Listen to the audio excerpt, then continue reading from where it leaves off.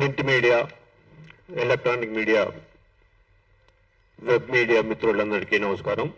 వేదిక మీద ఉన్న మా ముదిరాజ్ బంధువులందరికీ పేరు పేరు నమస్కారం తెలియజేస్తూ, రాజ్యాంగం ప్రకారం, ప్రభుత్వ జీవోల ప్రకారం మత్స్యకారులుగా కొనసాగుతూ రాష్ట్రం మొత్తం మీద ఒకే ఒక్క శాసనసభ్యులుగా వాకటి శ్రీహరి గారు గెలుపొందిన తర్వాత ఈ రాష్ట్రంలో ఉన్న మత్స్యకారులకు మేలు జరగాలి, ఈ రాష్ట్రంలో ఉన్న మత్స్యకారులను ఆదుకోవాలనే ఉద్దేశంతోని రాష్ట్ర ముఖ్యమంత్రి గారు వాకటి శ్రీహరి ముదిరాజు గారికి మంత్రి పదవి ఇవ్వటం జరిగింది. ఇచ్చిన నాటి నుండి ఏదైతే బాధ్యతలు తీసుకున్నారో బాధ్యతలు తీసుకున్న నాటి నుండి శ్రీహరి గారి మీద దాడి ప్రారంభించిన సామాజిక వర్గాలకు ఈ సందర్భంగా హెచ్చరిక చేస్తున్నాను.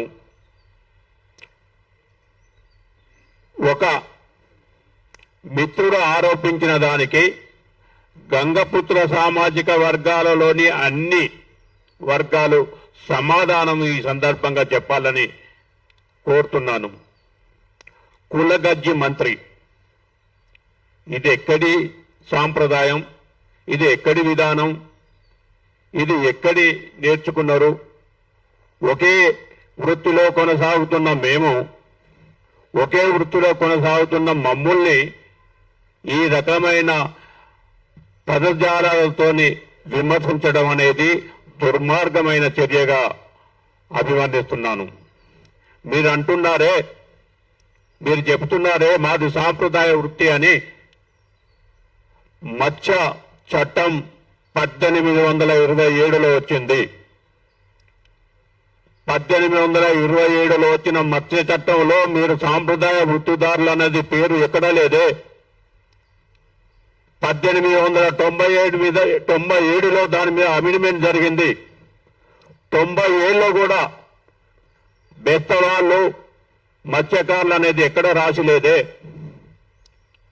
1897 నుంచి 2001లో 1991లో దాని మీద మళ్ళా సవరణ జరిగింది. స్వాతంత్రం రాకముందు విషయాలు నేను చెప్పేది. సాంప్రదాయ వృత్తి, మా తాతలు మా ముత్తాతలు కూడా సాంప్రదాయ వృత్తిదారులు అని చెప్పింది కదా.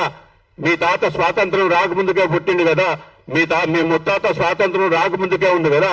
స్వాతంత్రం రాకముందుకున్న గెజెట్ ఇది. ఈ గెజెట్ లో ఎక్కడ కూడా సాంప్రదాయ వృత్తిదారులు బెస్తోళ్ళు అని చెప్పి లేదు కదా.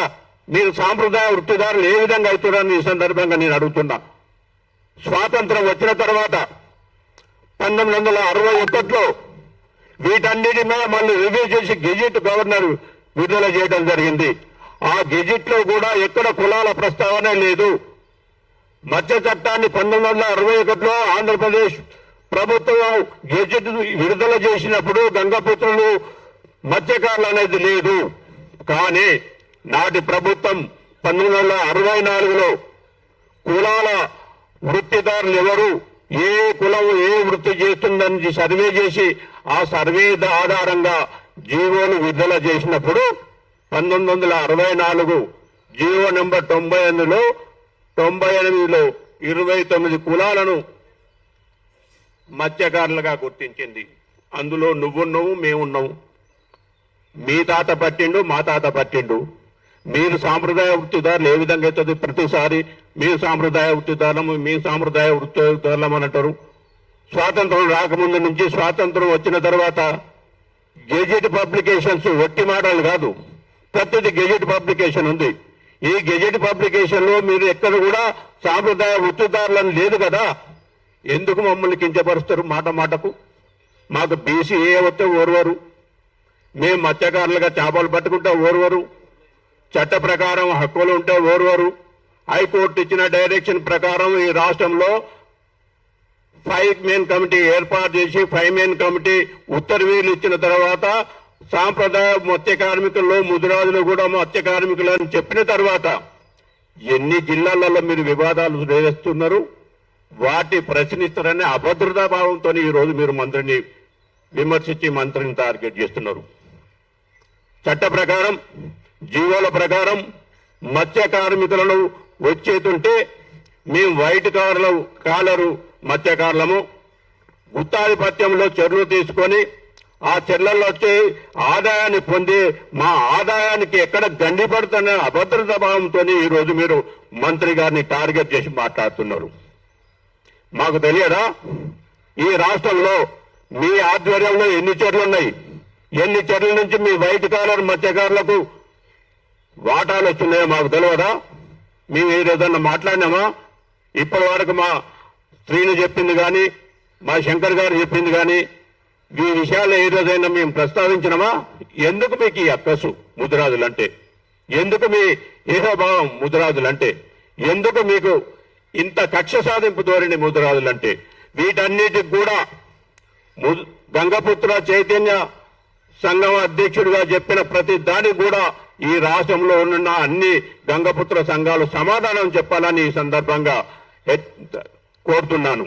అంతేకాదు మంత్రి గారు చేసింది కాంగ్రెస్ పార్టీ మేనిఫెస్టోలో మేము బీసీఏ ఇస్తామని చెప్పి మేనిఫెస్టోలో పెడితే నేను ముజరాజు సామాజిక వర్గానికి సంబంధించిన మత్స్యకారుని కాబట్టి మంత్రిని కాబట్టి నా సామాజిక వర్గానికి మేనిఫెస్టోలో ఇచ్చిన దాన్ని అమలు చేయాలనే ఉద్దేశంతో బీసీ కమిషన్ దగ్గరికి పోతే మీరు చేసేది ఏంది?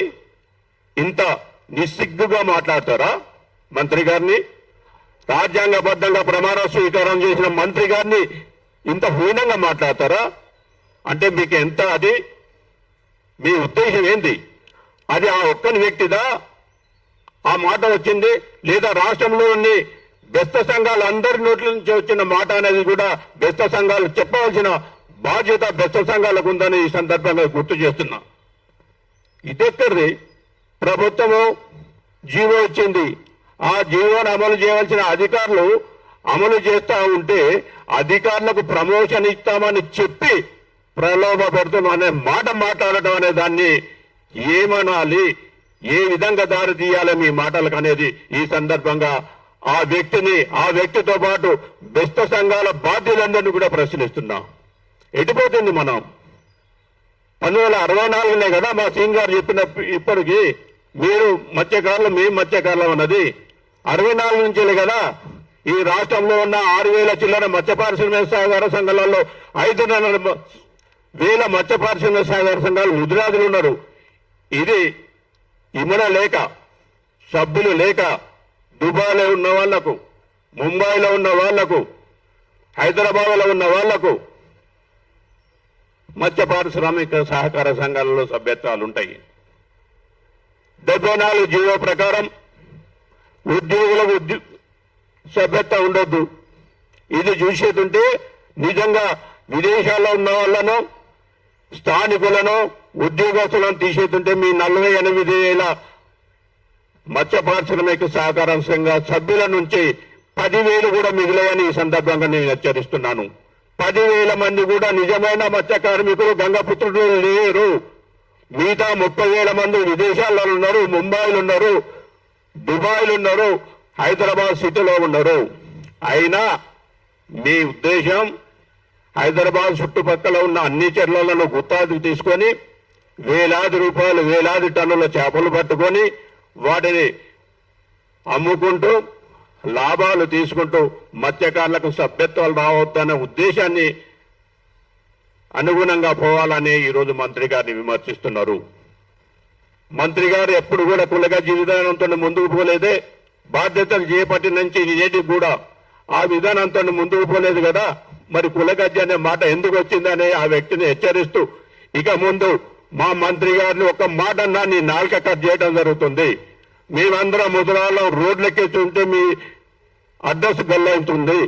మేము ముద్రాజులమందరం 24 లక్షల హేళనగా ఆ వ్యక్తి అంటాడు. 24 లక్షల మంది ఉన్నారు కదా, మరి సభ్యులు ఎందుకు లేరంటాడు. మరి మీరు కూడా ఉన్నారు కదా, మీరు దుబాయ్లో ఉన్నారు, ఇక్కడ సభ్యత్వం ఎందుకుంటారు మీకు? శాస్త్రీయంగా సభ్యత్వాలు వచ్చే అవకాశాలు లేవు కాబట్టి వచ్చేంత వరకు సభ్యత్వాలు ఇచ్చారు. 24 లక్షల మందికి శాస్త్రీయంగా సభ్యత్వాలు రావే. ఈ హేళన విధానాలను, ఈ విధానాలను మానుకోవాలని చెబుతూ ఇక ముందు మా మంత్రి గారిని ఒక మాట అన్నా కూడా ఊరుకునేది లేదు. ముద్రాజులమందరం కూడా ఆగ్రహించేస్తుంటే మీరు అడ్రస్ గొల్లంతుందని తెలియజేస్తూ ఈ అవకాశం ఇచ్చిన ఇక ముందు ఆ వ్యక్తులు మంత్రి గారితో గాని ముదిరాజుల గురించి కానీ మాట్లాడుతుంటే ఊరుకునే లేదు బిడ్డ అని చెప్పి హెచ్చరిస్తున్నాం. జై ముదిరాజ్, జై జై ముదిరాజ్.